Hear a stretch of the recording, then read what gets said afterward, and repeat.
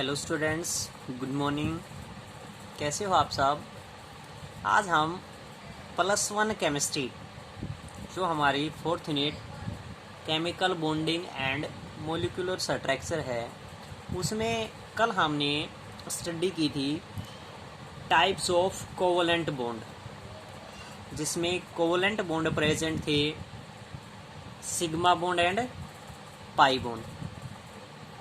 Sigma bonds के type study किए थे जो थे SS overlapping, SP overlapping and PP overlapping, और पाई बॉन्ड में स्टडी किया था सिर्फ PP ओवरलैपिंग, क्योंकि पाई बॉन्ड में साइड वाइज ओवरलैपिंग प्रेजेंट थी और वो सिर्फ किस में थी, साइड आपके पास p ऑर्बिटल्स में प्रेजेंट थी, इसलिए PP ओवरलैपिंग फाइंड आउट हुई थी। आज हम जो कल दो बॉन्ड सिग्मा बॉन्ड और पाई बॉन्ड स्टडी किए थे, उन दोनों के बीच में डिफरेंस फाइंड आउट करते हैं कि दोनों में क्या क्या डिफरेंसेस प्रेजेंट है, क्या क्या कंपैरिजन है दोनों में। उन दोनों के बीच में आज कंपैरिजन स्टडी करते हैं। तो पहले स्टडी करते हैं सिग्मा बॉन्ड के बारे में। सिग्मा बॉन्ड क्या था? This bond is formed by overlap of orbital along their internuclear axis, यानी जो सिग्मा बॉन्ड प्रेजेंट था वो किसी भी ऑर्बिटल्स के इंटरन्यूक्लियर एक्सिस के बीच में ओवरलैपिंग प्रेजेंट थी। सेकंड है, this is formed bye overlapping between SS, SP और PP ऑर्बिटल्स, यानी ये आपके पास किस में बीच में प्रेजेंट था, SS ऑर्बिटल्स के बीच में प्रेजेंट था, PP ऑर्बिटल्स के बीच में प्रेजेंट था, और S और P ऑर्बिटल्स के बीच में प्रेजेंट था।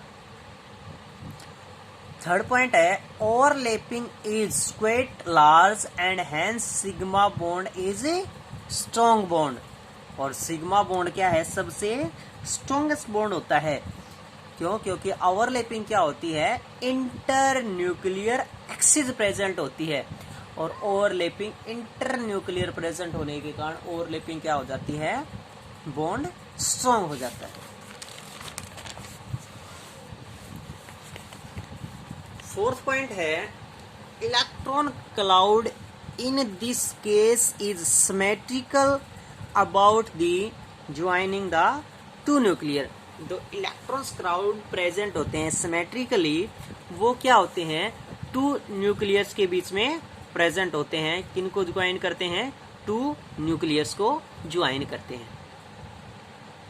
Sigma bond consist if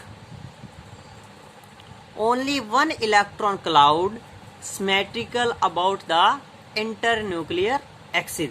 sigma bond कब कंसिस्ट होता है, जब हमारे पास ओनली वन इलेक्ट्रॉन क्लाउड्स सिमेट्रिकल्स में इंटरन्यूक्लियर एक्सिस पर फॉर्म्ड होते हैं। Free rotation about sigma bond is possible. Sigma bond में फ्री रोटेशन पॉसिबल है क्योंकि सिग्मा बॉन्ड किसके बीच में ओवरलैपिंग प्रेजेंट होती है, कम से कम एक एंड टू एंड ओवरलैपिंग में प्रेजेंट होती है, और एंड टू एंड ओवरलैपिंग में प्रेजेंट होने के कारण फ्री रोटेशन पॉसिबल होता है, यानी हम उसको रोटेशन में कहीं भी पुट कर सकते हैं। But as compare to pi bond, pi bond में क्या कंपैरिजन है सिग्मा बॉन्ड के कंपैरिजन में? पाई बॉन्ड में है, this is formed bye sideways overlapping of orbitals. अभी हमने एस सिग्मा बॉन्ड के बारे में स्टडी की। सिग्मा बॉन्ड में ओवरलैपिंग प्रेजेंट थी, एंड टू एंड ओवरलैपिंग, लेकिन पाई बॉन्ड में कहाँ प्रेजेंट है, साइड वाइज ओवरलैपिंग में प्रेजेंट है। सेकंड पॉइंट है, this is formed by overlap of PP orbital only. ये किसके बीच में प्रेजेंट है, PP ओवरलैपिंग के बीच में, ऑर्बिटल्स के बीच में ही प्रेजेंट है pi bond. Overlapping is to a small extent, hence pi bond is a weak bond. Overlapping क्या होती है, स्मॉल एक्सटेंट पर प्रेजेंट होती है, इसलिए पाई बॉन्ड क्या है कि वीक बॉन्ड होता है। Electron cloud of pi bond is symmetrical, और इलेक्ट्रॉन क्लाउड क्या होते हैं, पाई बॉन्ड के सिमेट्रिकली प्रेजेंट होते हैं।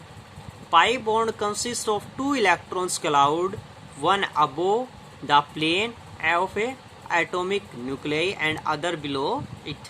क्या प्रेजेंट होता है पाई बॉन्ड में? 1 क्लाउड तो अबो प्रेजेंट होता है न्यूक्लियर एटॉमिक न्यूक्लियाई से, और 1 क्या होता है उसे बिलो प्रेजेंट होता है। Free rotation about a pi bond is not possible.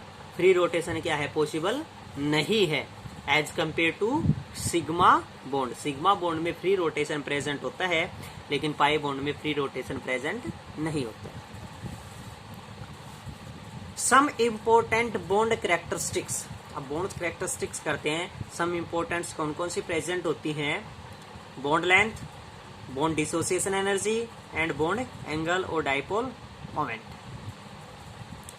Bond length आपके पास पता ही है कि एक बॉन्ड और दूसरे बॉन्ड के बीच में जो हम स्टडी फाइंड आउट कर रहे थे, उन दोनों के न्यूक्लियस के बीच की जो डिस्टेंस होती है उसको क्या कहते हैं? हम बॉन्ड लेंथ कहते हैं। बॉन्ड डिसोसिएशन एनर्जी क्या होती है? जो दो बॉन्ड्स आपके पास क्रिएट हुए हैं उनको डिसोसिएट करने के लिए जितनी एनर्जी की आपको जरूरत होती है, that required energy is known as bond dissociation energy. Next है बॉन्ड एंगल। बॉन्ड एंगल क्या होगा?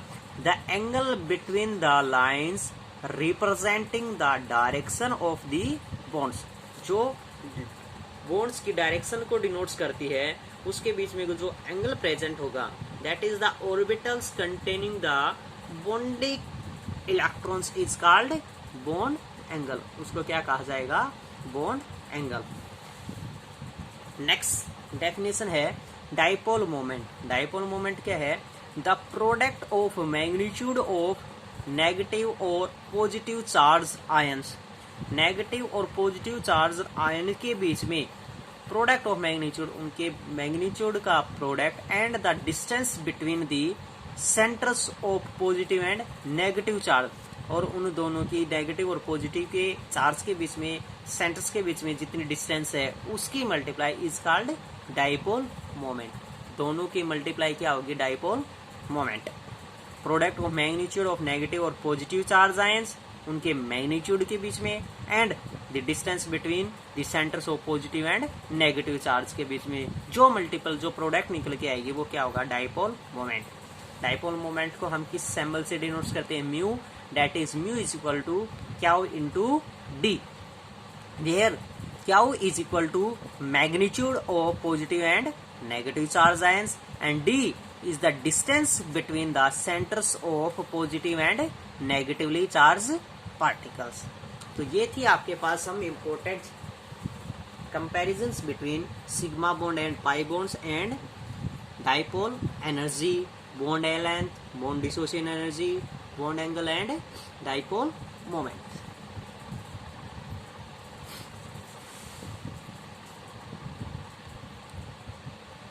उसके बाद हैं एप्लीकेशंस ऑफ डाइपोल मोमेंट।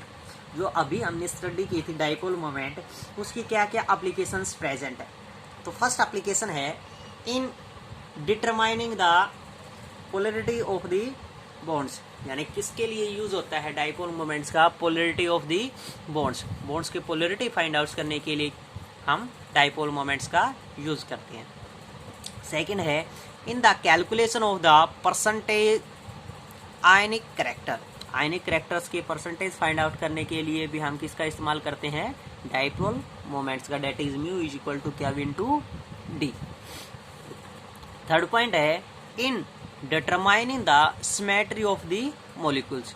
क्या फाइंड आउट करते हैं? मॉलिक्यूल्स की सिमेट्रीज डिटरमाइन करते हैं। फोर्थ है the distance between cis and trans isomers. Cis और ट्रांस आइसोमर्स के बीच में भी हम क्या फाइंड आउट करते हैं? डिस्टेंस फाइंड आउट करते हैं कि सिस आइसोमर्स क्या प्रेजेंट होते हैं और ट्रांस आइसोमर्स क्या होते हैं, जो हम 2 दिन पहले इस टॉपिक से डाइपोल मोमेंट से पहले स्टडी कर चुके हैं कि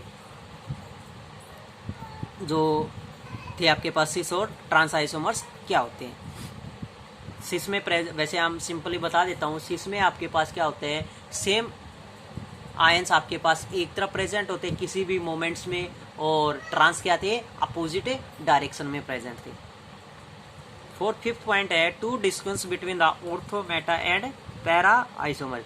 किसके बीच में डिस्टेंस फाइंड आउट करते हैं? ऑर्थो मेटा और पैरा आइसोमर्स के बीच में भी स्टडी फाइंड आउट करने के लिए किसका यूज किया जाता है?